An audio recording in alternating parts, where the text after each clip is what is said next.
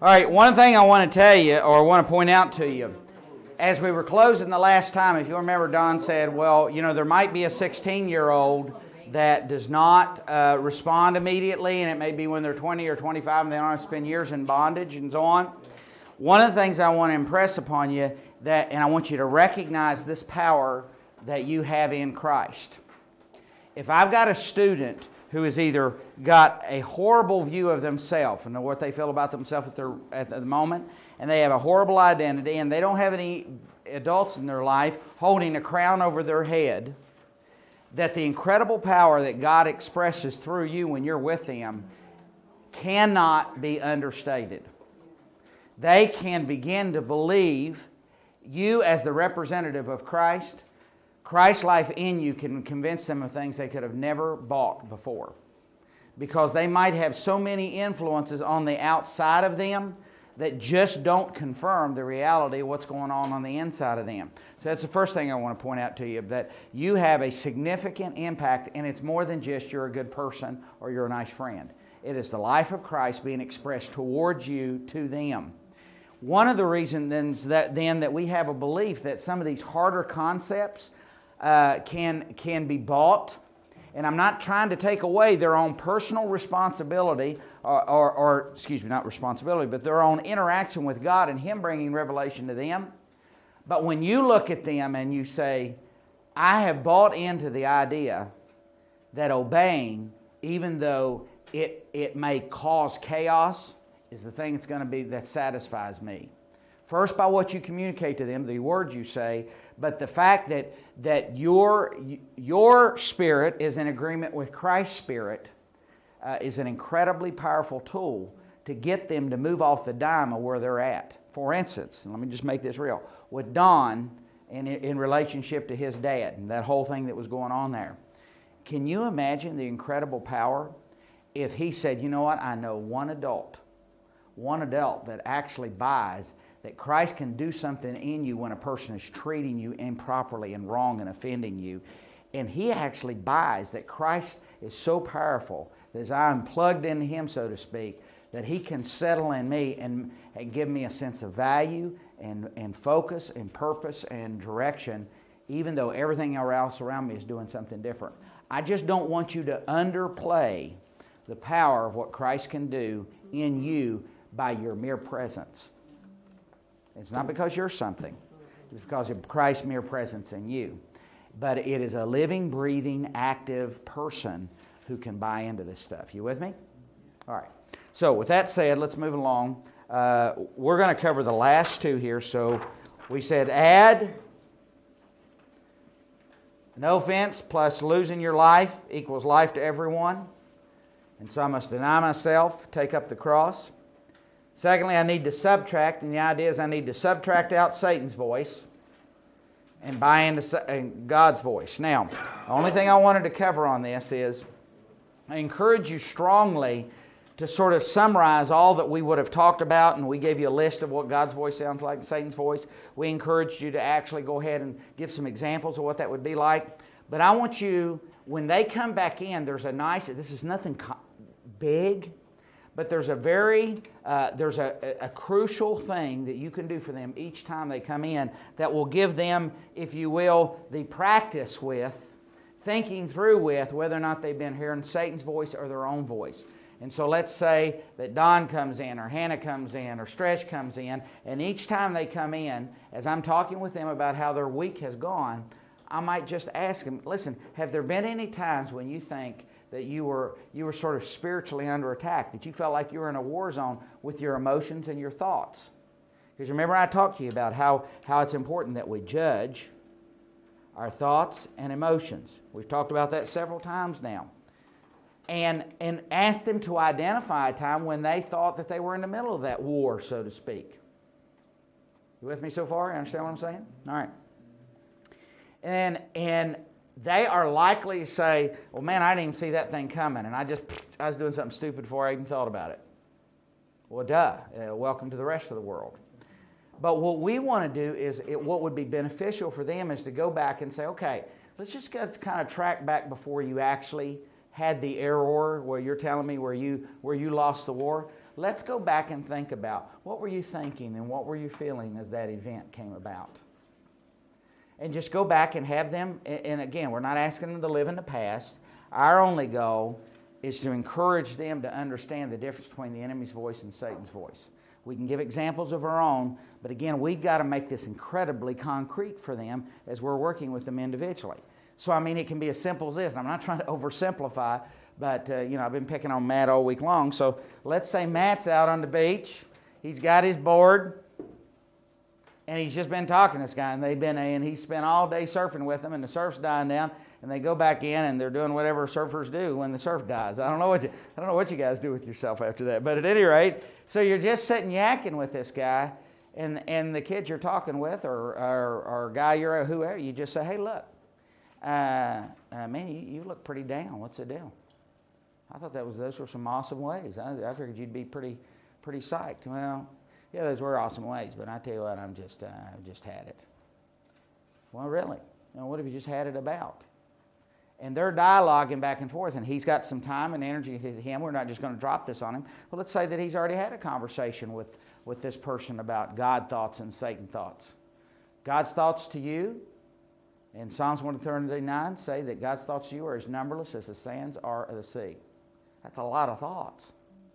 So, so what I would do is go back having the conversation with him about what was the beginning of where he ended up really bummed, really down, really upset, really hurting, really afraid, whatever it is they're feeling. And let's track back through that and where it might have been God's voice and what might have been Satan's voice disguised as God, or what might have been Satan's voice disguised as my own. And I didn't, by the way, for brevity, I did not go through all that. All the things that you know about this whole judging your thoughts and emotions can all apply to this. I just hit the high spots in terms of what you want to get to communicate to them. But a lot of times we get a little intimidated after, let me personalize that. For a long time I got a little intimidated once I did the diagram. How am I going to pick this back up when I start talking to people? Well, you know what? Everybody else is just like me.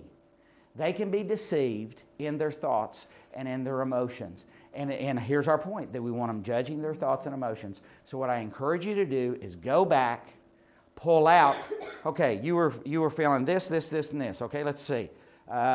Okay, so sounds like to me that was confusion. Was that confusing to you, or was it really clear? No, it was a little confusing. I wasn't sure what to do. And boy, it sounds like to me, as a matter of fact, I was talking to Fred the other day, and he just acted like you were like a maniac on a mission. And you put together that it was when that was happening, and so they were feeling driven. You see what I'm saying? Or it may be that if you've been talking to them some about moving on with the Lord and so on, they may feel beat up over the fact that they're not getting it. Have you ever talked to anybody that once they get the information, they feel like they ought to be further along than what they are? Well, again, dialoguing or conversing with them about that, what I can do is help them experience this whole idea of judging my thoughts and emotions. Does that make sense? All right. There's God's voice. And just so happens, that's a perfect lead into the next thing. Show me the way I can stay in my right mind. This is just, all I'm trying to do is flesh out 2 Corinthians chapter 10 here. I just tell students, okay, now you know the difference between God's voice and Satan's voice, and you know Satan can disguise himself as God, and he can disguise himself as you, and first person singular. You may remember the examples of that Mike's talked to you about that. Well, but excuse me, I want you to understand that God wants to help you out in this war that's going on in your mind. And then I'd pull out 2 Corinthians chapter 10, verses 3 to 5. And you might just kind of sketch that out just a little bit. But he says there are arguments and pretensions that set themselves up against the knowledge of God. And he says we don't fight with this is not a normal war. But he says we're going to do two things. We're going to take every thought captive, bringing it obedient to Christ Jesus. So all I'm going to do is tell you how I would talk with a student about what that is involved. If you want to call it a process, that's fine. I'm just telling you we're trying to flesh out 2 Corinthians chapter 3.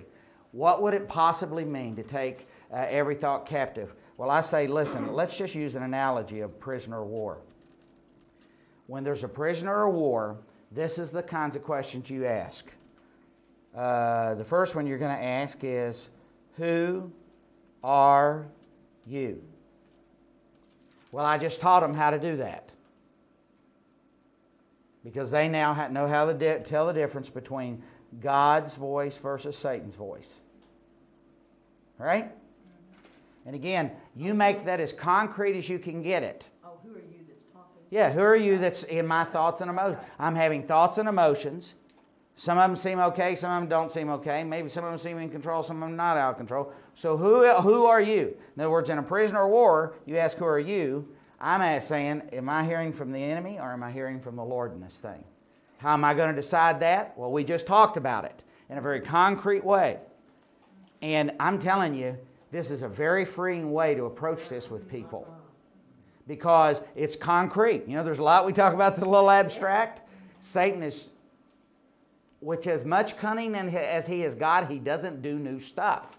He just does the same stuff repeatedly. You see it in people's lives. You'll be able to recognize it as you're discipling people along. Who are you? Second question I'm going to ask. So whose voice is it there is what we're asking. Second one is what is your mission? All right, now, what I mean by that is this. Let's just assume that these thoughts and emotions that I'm having, all thoughts and emotions have an ultimate end, especially if it's coming from the enemy, have an ultimate end. If it's from God, He's trying to have me work out of what's the reality of who I am and recognize truth and accept truth and all that. But what we're saying is that we're going to ask the student, in taking a thought captive, not only find out whose voice it is, so let's assume it's Satan speaking to me today. What's the mission is just this. If I follow up with the plan that you're giving me, what will be the end? Now, the reason I'm suggesting this is why. Here's why. First of all, at least in America, one of the big things that's going on in the idea of critical thinking and thinking through something and planning is something that's just about lost in America. Businessmen are freaking right now because they don't have anybody who can think through a solution. At least the new one's coming on. That's not all new people coming on. I'm just telling you, there's a lot of folks that don't even think. I'm not asking, I don't want to put this in the realm of, okay, we just all need to be nice critical thinkers. That's not what I mean. All I'm asking you to do, and you may have to do this with the students some, is say, okay, let's just go with that thought. What you're thinking about doing right now, is running away. Or what you're thinking about doing right now is basically going home and putting your foot down and saying, you will never talk to me like that again. Or whatever the thing is. Now, you have the advantage of not being emotionally involved in this process, which they do not. And you can't do this for them indefinitely, but what I would suggest to you, even if it's after they completely messed something up, go back and rehash with them and say, okay, is it possible that you could just ask God the next time you're tempting with this particular thing to say, Lord, could you show me if I follow through with what I think I'm supposed to be doing right now, what it feels like I ought to be doing, even though I'm pretty sure it was Satan's voice, but it's the thing I want to do. Would you show me what some of the end results of this will be? So, i.e., if they go home and tell their dad to take a long walk on a short pier, might not be a good plan, okay, because of Or, you remember before we talked to them about their idols and what the end result of some of their idols was, that Israel spent 40 years in the wilderness finding out what would not work? You tracking with me? So all we're asking them to do is, first we're saying, ask whose voice this is. Secondly, ask what's the end of this mission. Satan's not physically sitting in front of me, but if I just go with what I'm thinking and feeling right now, where am I likely to end up? Lord, you reveal that to me. All right? Third thing, or C on here, is what or where are the lies? Mike talks about faulty definitions in Problems, His Presence, and Prayer. There's a whole chapter in there. It would be beneficial for us as we meet with them to suggest that there are some things that they could uniquely be lied about. In other words, if I was Satan tempting this fellow that I'm discipling, I wonder what I would tell him in lies. Now, just for test run, what would God have told John, or Don at 16? That just withdrawing would work, would make his dad back off. Okay, if he would just work in the particular way his dad wanted him to work and so on, or withdrawing would work if he never said a thing to his dad. Anything else you can think of? Yeah, he's never going to be a success. He'll never measure up to his brother, his sister, so on and so forth, and all those kinds of things. So, again, what's the lie in this particular situation? The withdrawal lie for Don at that particular moment, he bought into the fact that for that moment that it was going to make it all go away. Well, it may have made the outward part go away, but it didn't go away on the inside of him. And so we ask God to show us what's the lie, and then where is the truth in this thing.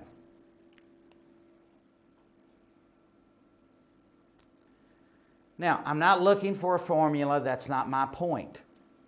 I'm just trying to flesh out what taking a thought captive might look like. But we're not done, because there's a two-parter here. Not only am I going to take every thought captive, but then I'm going to say to the student, the second part of this is I'm to bring it obedient to Christ. Now, what I usually say is notice it doesn't say that I'm bringing it obedient to my incredibly strong ability to fight wars, my incredibly wise, cunning thought process, my incredibly strong ability to control my emotions. I'm just bringing it to Christ. And so this is what I suggest to them. It might look like this. God, in Don's case, I want to run right now. I want to just withdraw. I understand that I'm buying into a lie, but you know what? It still feels real. I still feel strongly the same way I did. Lord, I can't stop this madness going on inside of me, but you can. I invite you to.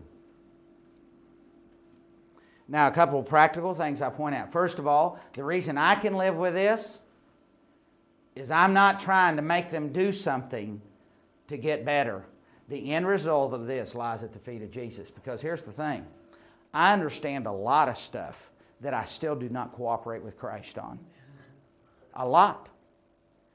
And I want to put this student in a position where he understands that I am anticipating and expecting the supernatural work of God to help him wage war in his thoughts and emotions, to judge his thoughts and emotions. I can have a student understand that they're going wacky here, that all kinds of weird things are happening, but all I want to do ultimately is to say, listen, I'm just asking you to go to the Lord and be honest with Him about what's going on in your mind. Whether it's 10 seconds, 15 seconds, 30 seconds, whatever window of time you got, in a concrete way, I really challenge students that, you know what? You're capable of choosing, of taking your thoughts to Christ. You are capable of that. Now, if you don't like that I put it in 4 little steps or something like that, fine. All I'm asking you to do is ask them to begin to judge their thoughts and emotions and take them to Christ. Now, here's, I believe, the reason, and I'm hesitant to say it like this, the reason this works is because He has a God that will meet a student exactly where they're at. And they can't admit they're not doing well with this. You see what I'm saying? They can do that. And all it does is use an example to try to drive home to them their need to go to Christ in those moments. Here's a second reason I believe this works. In the South, when you walk into most rooms in most houses and it's dark and you flip on the light, cockroaches. They're gone, baby. They were all over the place, but now they're gone. And they go to the darkest corner they can find. Honestly, one of the reasons I believe this has such an impact in a student's life and in our lives as well is all we're really doing is inviting the truth of Christ into my mind and my emotions. And that which gets exposed can't stand to be in the light, and the only thing that's left is Jesus. The only truth that He's delivered is the only thing that's there. And now something that didn't make sense to me now suddenly does make sense. And the things that shouldn't have made sense to me disappear. All right? For the student, this is what I tell them. You don't have long in a lot of situations to do this. because of what you just said. Their emotions are just all over the place. And so I could make a strong case to them that this is even more important. You've got 30 seconds to take thoughts captive and bring them obedient to Christ. And and most students could actually say, listen, Lord, I'm here right now. That's what I'll guarantee you. I chose to be here right now, and my emotions are pulling so strong at me. And Lord, I don't want to be ruled by that. I want to be free. I want to choose the right thing because I want to choose it. And my emotions are just going up and down. And Lord, if you don't do something, I'll be a wreck. But to begin to invite Him now. So that's the first thing. But the second thing is the reason I have gone to the trouble of bulleting this, if you will, is because one of the things that happens when our emotions are out of control, we don't have a direction to head. And we're searching in our emotions, we're searching for somewhere to go, some kind of and I hesitate to say it like this, but a plan or a next step, if you will. I'm saying let's take the step to Christ. Lord, you show me whose voice it is. I understand what it is. Lord, you show me what would the end, because I got news for you when you have an emotional struggle like this, when you're running amok, to see what the end result of what you're going to choose is going to be is almost impossible. And so we're asking them to even go say, Lord, look, I'm running amok now. My emotions are completely out of control. Lord, I invite you to bring this under control. My actions, or my choices, however you like to say it, to the right place of battle is really what I'm saying. In other words, people will do all kinds of other gymnastics, increase effort, and so on. All we're saying is I'm going to take my thoughts captive and bring them to Christ. I'm multiplying my effort in the right place. That's what we're saying. All right, and finally this. I'm going to divide. Last thing I have to do is divide. There's plenty of things I can choose as a student. I just want to make sure out of all the stuff that's happened, I rightly divide, if you will, what I'm supposed to be doing. I want a fresh word from the Lord. I want to be moving with Him. There's several things we're going to talk about here. First one is this. In the handbook, not Handbook to Happiness, Christian Secrets to Happy Life, she makes a statement that as we make decisions, any decisions we make, that there are four things that will be in agreement. The Word of God, God's Spirit prompting me, other believers who I know walk in Christ, and then she talks about the higher conscience, I believe is the word she uses. Anybody read that recently? Isn't that what she says? Well, that's a little hard for a kid to get a hold of, and I say, now I'm not talking about your emotions, but you ever notice that in your gut, a lot of times you may be going one way, but you know in your heart of hearts it's not right? Those four things are going to be in agreement. And if you'd like to go back and read her description of that, it's really a fun way she looks at that. It's in the Christian Secret to the Happy Life, I believe is what it is. So the first thing I want you to see, the reason I cover that with a student, I want them to divide out what's the right and the wrong things to do to make decisions. So the first thing you need to know about that is you go to make decisions, there's going to be four things that need to be in agreement. Because there are plenty of students in this culture today that will convince themselves the Spirit, for instance, is leading them to do something, or at least that's what they say. They've surrounded themselves with other people that, by the way, are not Christ-centered and giving them wrong advice, and they've just sort of ignored their gut, and but it's not in line with the Word. And so, again, just go back and read that and draw out of it whatever description. So that's one thing I show them.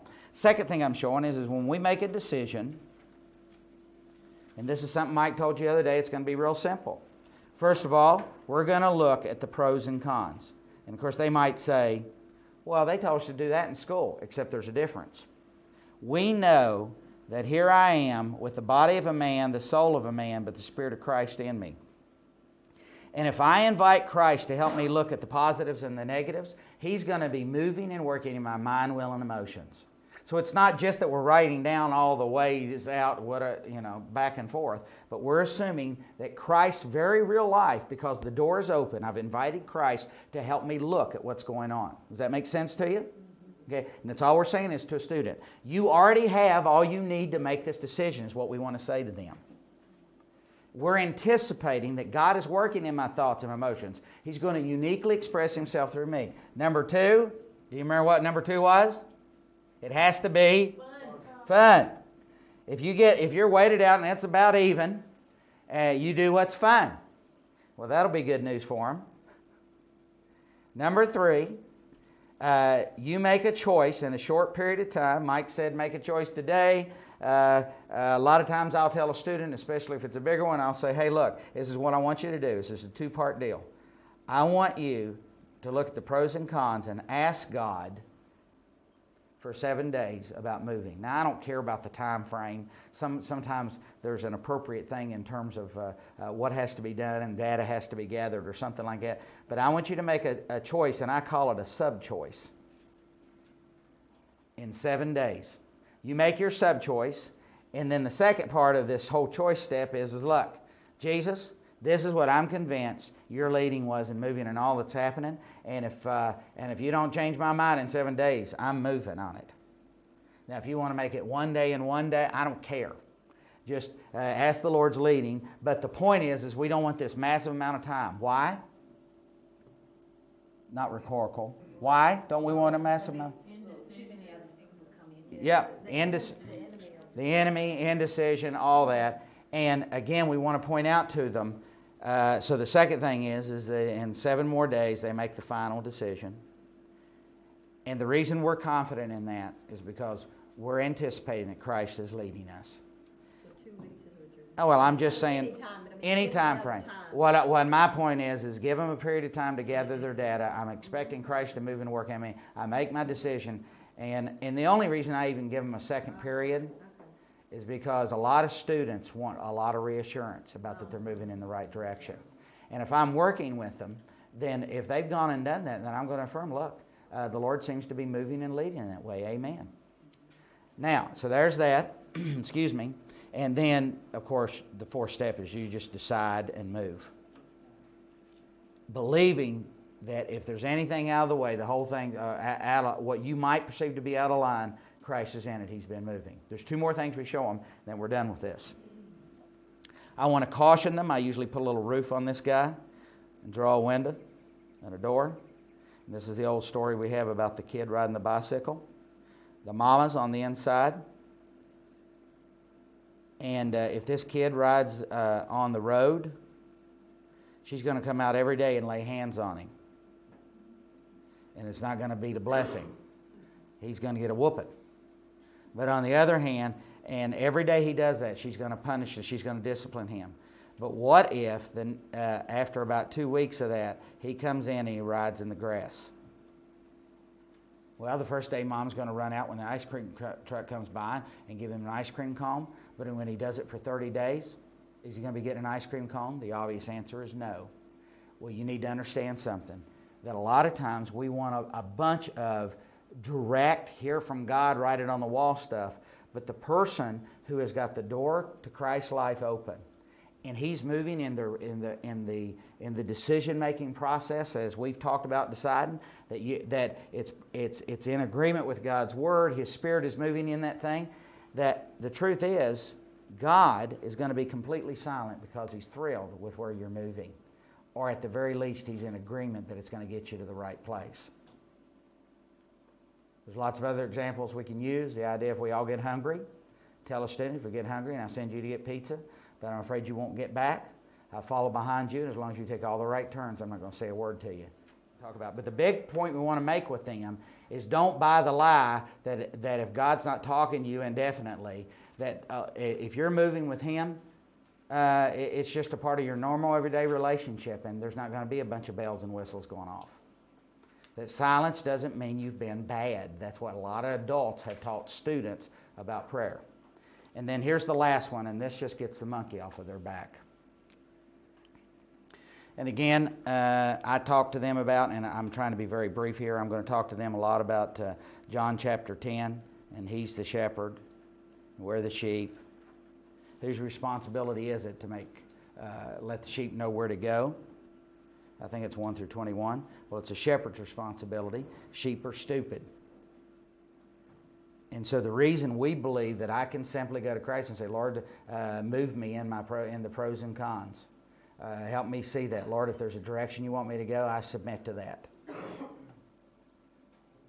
And I know I've gone over this quickly, but everybody okay on that? I mean, that's in the book. You've heard this discussion before. I just go over that with them. And this is the last thing I like to do with them about their decision making. Because if I've convinced them that it's God's job to show them where to go, and this is the process they're going to use, then this is what I want to show them. You know what? When you make a decision, it's either the right decision or it's the wrong decision, as we as human beings see it. But here's the problem, and thinking about the right decision and the wrong decision, let's just assume that you get it right. What you would call right. So you get it right, and if you make the right decision, two possibilities pop up. Either things go really good or things go really bad. And what I'll tell them about in that situation is that I went to one church. I was completely convinced God had led me there. I told them I only do ministry one way. These are the 5 things I do. If you don't want me to do that kind of ministry, don't call me and my feelings aren't going to be hurt. They said, those are exactly the 5 things we've been looking for in a pastor. So I moved myself. I moved my whole family. I took a $10,000 cut in pay because I was convinced it was the hand and call of God. So I was making the right decision. Even the old church agreed. Right decision, Tim. We're not going to hold you back. We want to support you in this and so on. I get there, and in 3 months they wanted to fire me.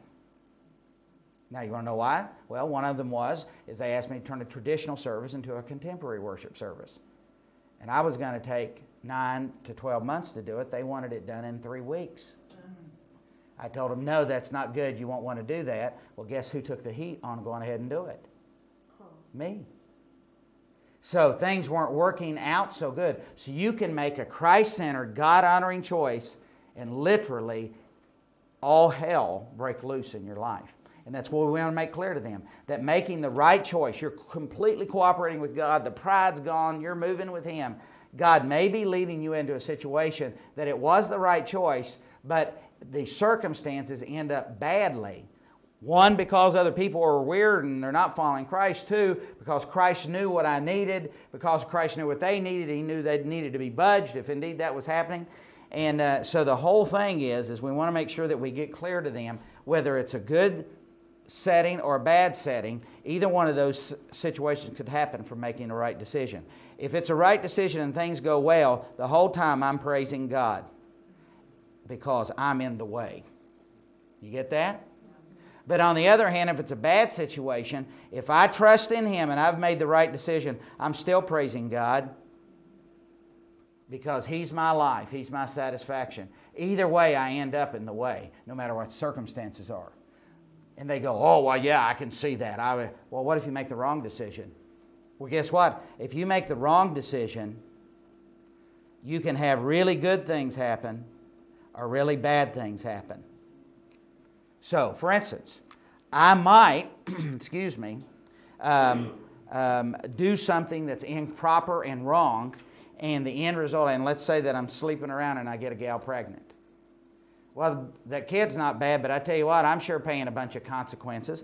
And so, a lot of trouble, so this is consequence. I deal with a lot of trouble, a lot of criticism, and so on. And here's what happens. As a result of my wrong, bad circumstances come to me, I end up completely failing, and in desperation I turn to Christ, and all of a sudden I find myself in the way. So what was a wrong decision now has become a decision that actually moved me in the way, because God could have prevented me from making the wrong decision. But what if I make a wrong decision and all good happens? Well, the problem with that is that I end up being deceived, because I might equate good things happening with it being the right decision. But somewhere down the road, since that which is not of God, even though it might look good, if it's not from Him, it's not God Himself, and I'm deceived. But sooner or later, that will fail me, and it'll draw me back into the way. So again, this is what we want to say to them. I want to take all the pressure off of you in terms of making decisions, because God is holding on to you, And whether you make the right decision or the wrong decision, He's always moving you into the way. And all along the way, He's going to give you a choice to be made.